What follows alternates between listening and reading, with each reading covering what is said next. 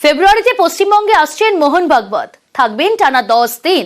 সংঘ প্রধানের এমন লম্বা বঙ্গ সফর নজিরবিহীন। 26-এর বিধানসভা ভোটের আগে গেরুয়া সংগঠন মজবুত করতেই কি বাংলায় থাকবেন এতদিন ভাগবত? তখন কি বারবার শান দেবেন ধর্মীয় মেরুকরণের অস্ত্রে? প্রশ্নটা উঠছে কারণ আরএসএস প্রধানের মুখে এখন থেকেই রাম নাম। অযোধ্যার রাম মন্দিরে রামলালার প্রাণ প্রতিষ্ঠা।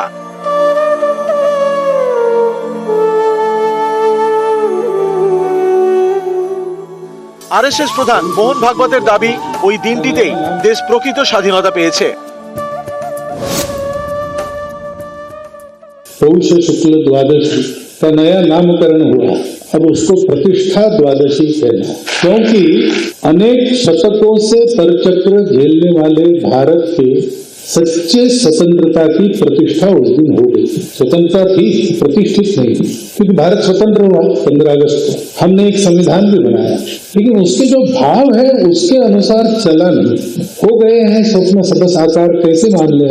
क्योंकि जो आवश्यक स्वतंत्रता में स्व का अधिष्ठान होता है वो लिखित रूप में संविधान से हमने पाया, लेकिन हमने अपने मन को उसके पक्के नींव पर आरूढ़ नहीं किया।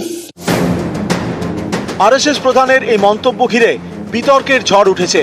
অনেকেরই প্রশ্ন, স্বাধীনতা দিবস নিয়েও কি এবার রাজনীতি করতে চাইছে গেরুয়া শিবির? তারা কি এভাবেই গুলিয়ে দিতে চাইছে ভারতের ইতিহাস?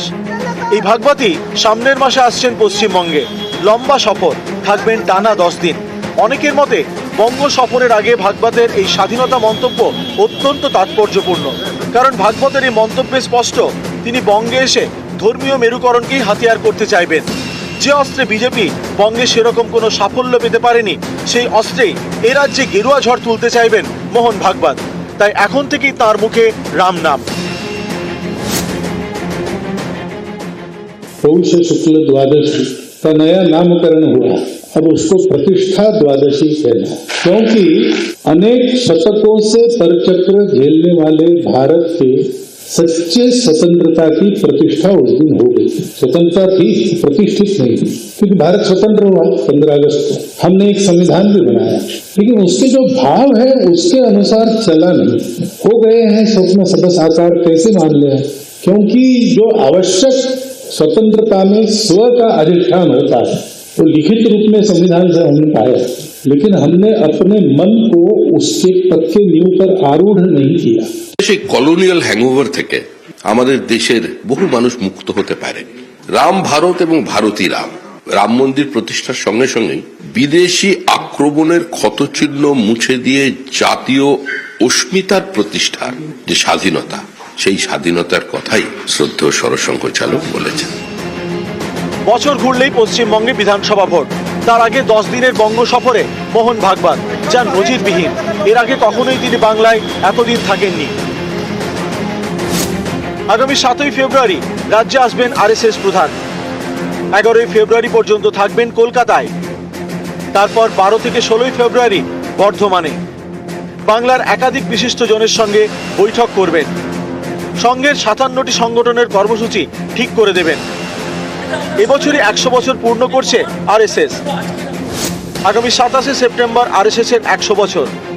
সেই সময় দুর্গাপুজো। দশমীর পর থেকে কোমর বেঁধে বাংলার ময়দানে নামবে সংঘ। তার আগে ফেব্রুয়ারিতে 10 দিন বাংলায় থেকে সুর বেঁধে দেবেন মোহন ভাগবত। 2023 সালে ছত্তিশগড়ে বিধানসভা ভোটের আগে সেখানে 7 দিন ছিলেন ভাগবত। ভোটে সাফল্য পায় বিজেপি, কংগ্রেসের থেকে ছিনিয়ে নেয় ছত্তিশগড়। 26-এর বিধানসভা ভোটের আগে এবার পশ্চিমবঙ্গে টানা 10 দিনের সফরে সংঘ প্রধান। নিউজ 18 বাংলা।